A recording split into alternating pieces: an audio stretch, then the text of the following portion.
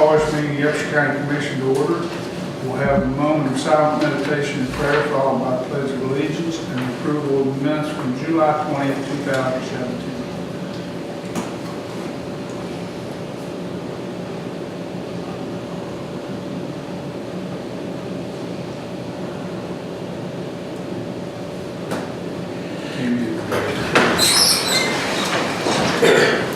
I pledge allegiance to the flag of the United States of America and to the republic for which it stands, one nation under God, indivisible, with liberty and justice for all.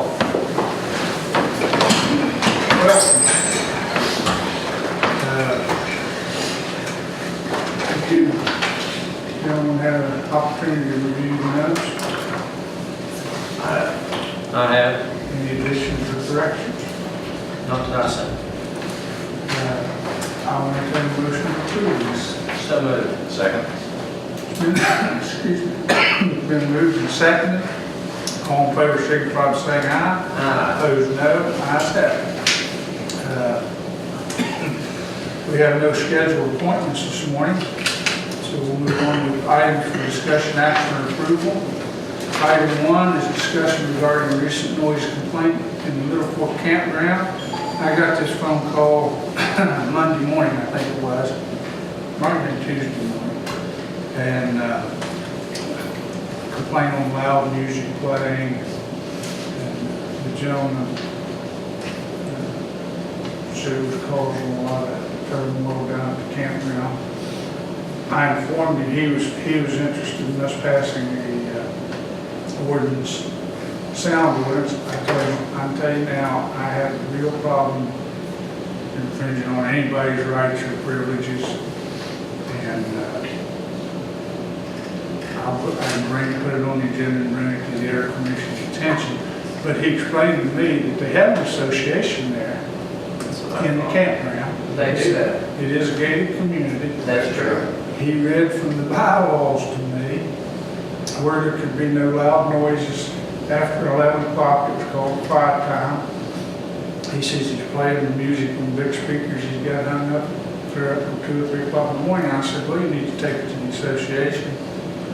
And I said, well, maybe. He said, I don't even know if he's got a copy of the bylaws. I said, well, maybe it'd be a good idea to give him a copy of the bylaws. He said, well, we'll probably do that. But I just told him I'd bring it to your all's opinion and see what your thoughts on it were. I think it's an internal problem that we need to take to his association. Possibly contact the lawyer. I concur with that. They've got an association. They need to address it there. It's not something we need to be dealing with. In my opinion. I agree. When I first saw that on the agenda, that's the first thing I thought was, I thought that they had regulations inside the campground. So And on the deeds too, because the laws are set by law. Well, I'll get hold of him. Give him your opinion. All right, moving on. Item 2, review signature memorandum of understanding between the Upshur County Commission and the Supreme Court of Appeals of West Virginia regarding the arrangements essential to establish and maintain family court facilities in Upshur County, commencing February 1st, 2017. The Commission shall invoice the court for an amount not to exceed $698, which equivalent to $6 per square foot. Obviously, we're well past the February 1st, 2017 date. The reason it's stated as that is because that's when the family court made their transition into this space. We've been working with the Supreme Court for a year now to get this MOU drafted and in place.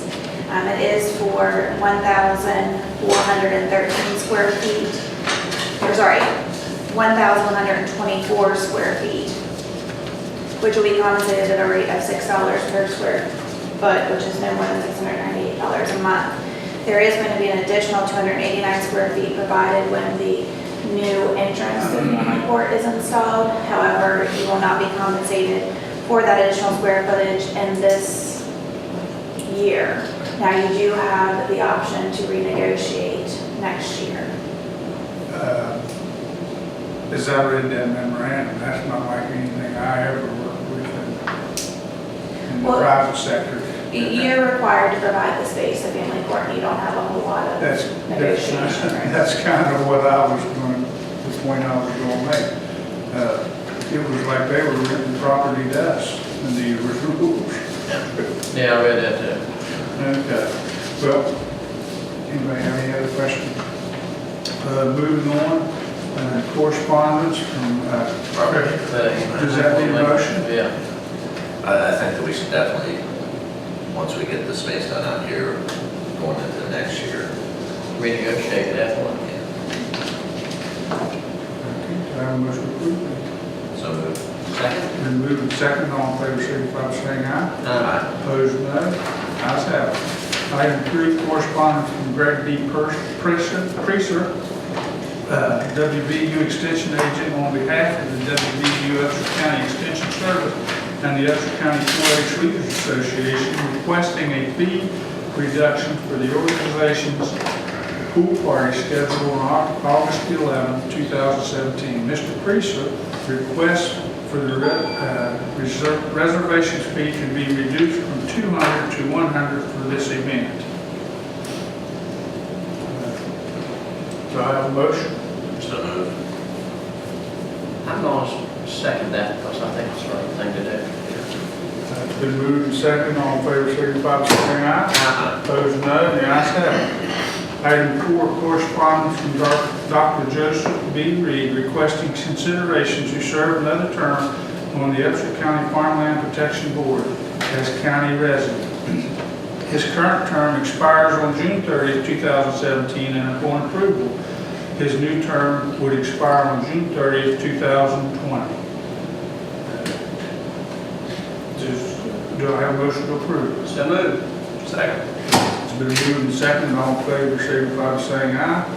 Opposed, no, and the ayes have it. Item 5, correspondence from James L. Ferry, Jr., requesting consideration to serve another term as a private citizen on the Upshur County Enhanced Emergency Telephone Board.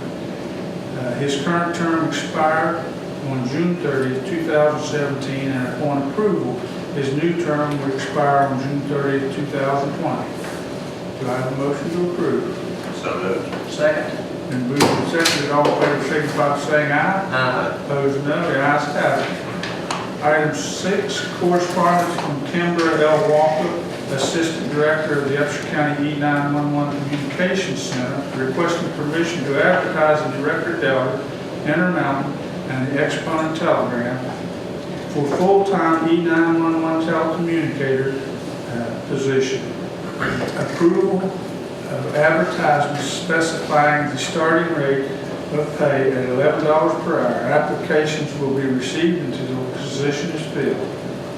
Do I have a motion to approve? So moved. Second.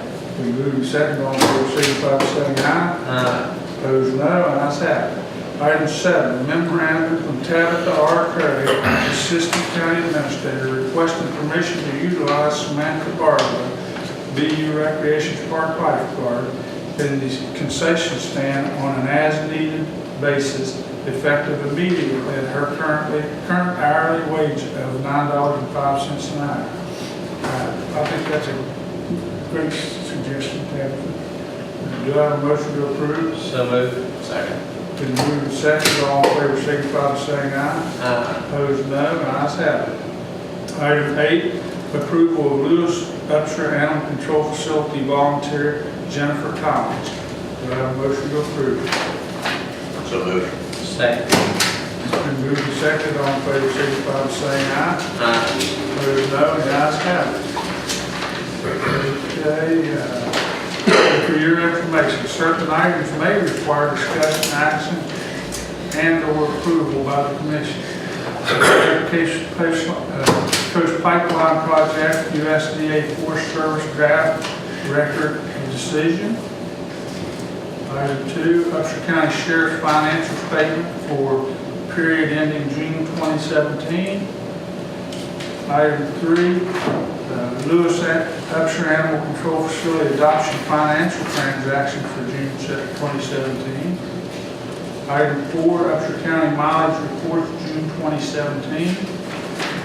Newsletters and/or events notifications, agendas and/or notice of meetings, 7 meeting minutes, 8 meetings, 9 appointments needed or upcoming.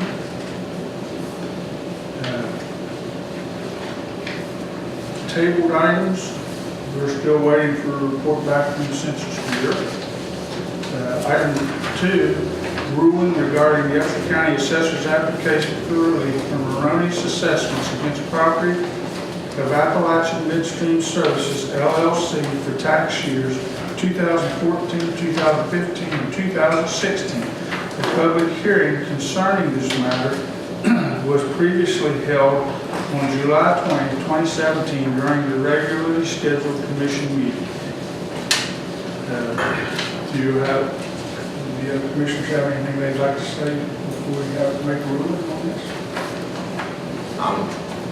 Yeah, I think the fact that we, after hearing everything last week,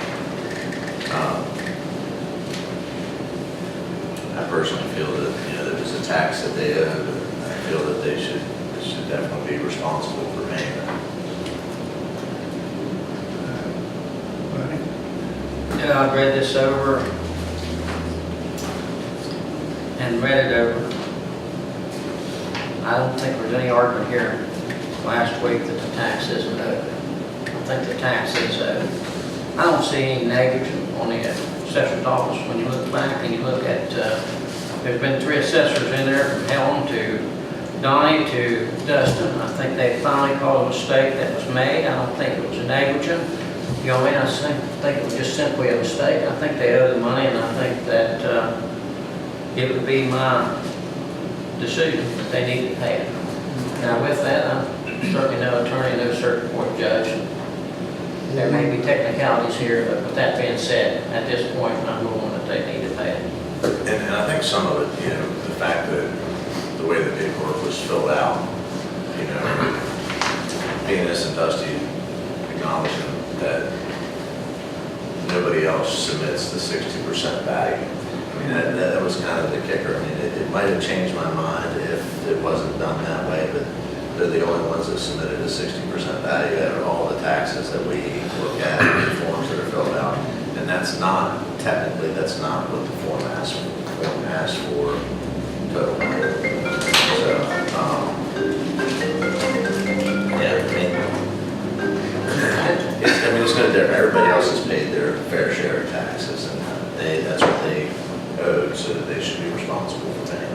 And when you look at that, the minute it was brought to the assessor tried to do the right thing. He went to the prosecuting attorney's office, he tried to send them notices and stuff, and finally did it. So, I'm just glad that his assistant down there caught the mistake. It's corrected now, and there was no discussion here that didn't know the taxes. There was technicalities, but and I feel like I'm from the old school. If you owe a bill, you should pay it. I agree. Okay, we have to rule on each year individually, so we'll take a motion on each year. You'll be either approving or denying a relief from erroneous assessment. Do I have a motion for the year 2014? I will say, if you're going to rule the same way for all 3 of those, you could do them collectively. Can we do them collectively? Okay. Do I have a motion for 2014, 2015, and 2016 rule? I make a motion that we deny them relief. No, the relief's being sought by the assessor's office. Yeah, okay. So if you're asking them to pay what they have not paid in the past, then you'll be approving the relief and signing the erroneous assessment. I make a motion that we sign the relief, approve the relief for the assessor for years 2014, 15, and 16. Do I have a second? I will second that for years 2014, 15, and 16. Okay, it's been moved and seconded. All in favor, signify by saying aye. Aye. Opposed, no, and the ayes have it. Thank you. Our next regular meeting, the Upshur County Commission is August 3rd, 2017 at 9 a.m. Upshur County Courthouse Annex. The regular scheduled commission meeting on August 24th has been canceled. Tim Higgins has signed up to speak with you. Beg pardon? Tim Higgins has signed up to speak with you. Oh, okay, Tim?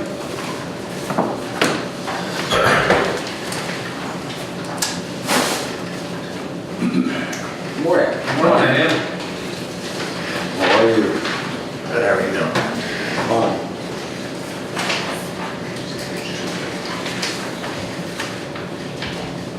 I'm just here because of last week, with your approval of spending $5,000 for Appalachian Career Age Authority. I believe you've opened up a can of worms that we may not be able to put the lid back on, specifically because it was, some of that money was earmarked for lobbying efforts. You're going to have every organization that wants to lobby Charleston in front of this county commission asking for money.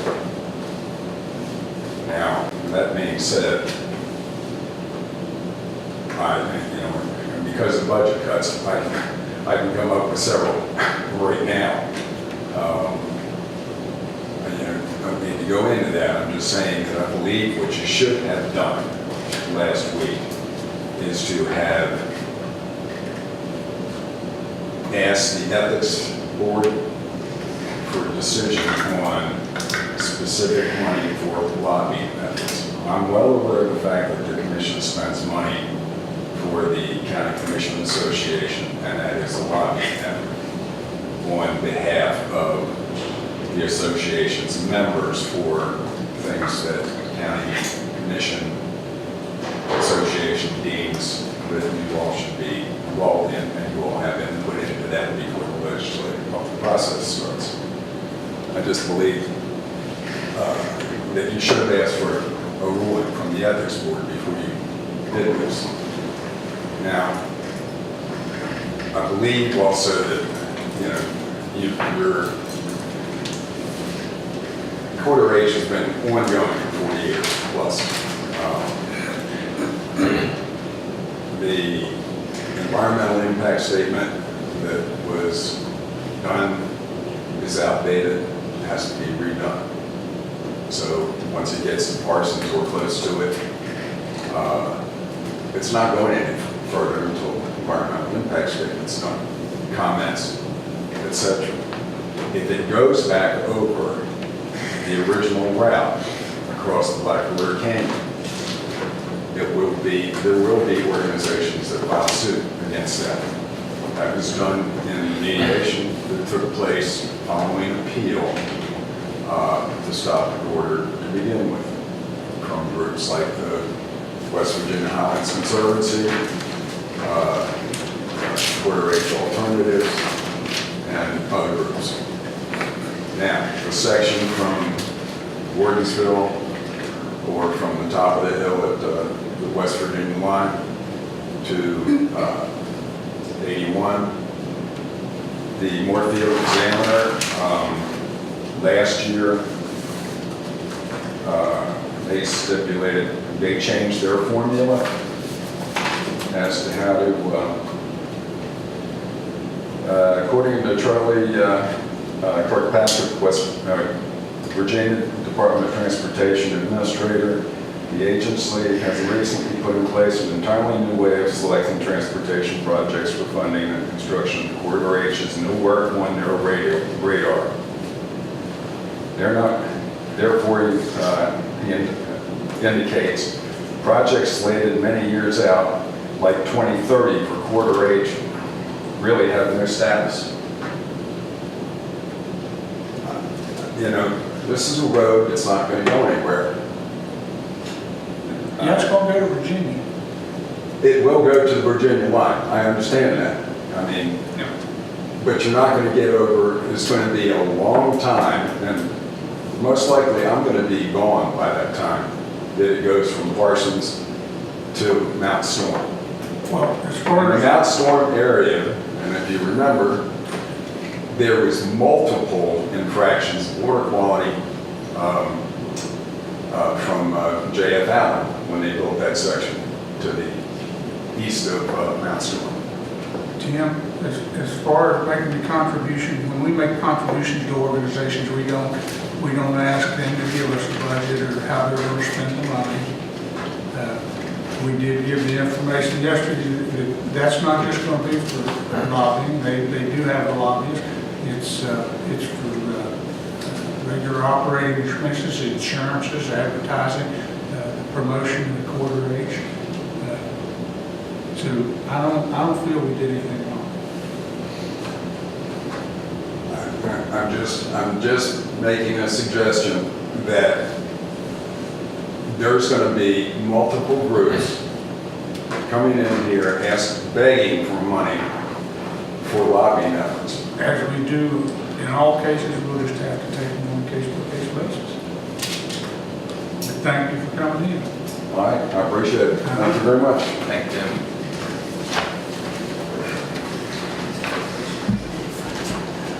Do we have any bills? I'm sure we did. Terry? When you all voted on item number 4, the correspondence from Dr. Reed, you said that the term would expire June the 30th, 2020. On this agenda, it is stated as 2021. Oh, I'm sorry. Yeah, I thought that too, I didn't want to interrupt you. I caught it too. Thanks, Jared. Thank you, Commissioner. Yes. Thank you. Address the bench. Buddy. I just wanted to share this information with you about the Ontario landfill. It's a frac waste treatment facility that would take over 600 trucks per day in Doddridge County to treat frac waste that's got radioactive elements and high levels of salt. So this is just a fact sheet that comes from West Virginia Rivers. It has some information you might not be aware of. Okay. And of course, with the pipelines, there'll be an increase in fracking. And I don't know if you've heard about Rover, what happened recently to Rover. The construction in Doddridge County was so bad that the DEP issued a cease and desist order. And there are 60-some pictures that citizens and DEP have taken of the violations. So there was a cease and desist order for Rover in Doddridge. And I came across Ontario's yearly report yesterday. And in the report, they mentioned that they're kind of depending on the rover to deliver the gas that they want to develop here. And of course, that would go in with the treatment facility. They're all kind of tied together as they work together. So just making you aware of the connections and all that stuff. Thank you, Rachel. Thank you. Thank you. Thank you.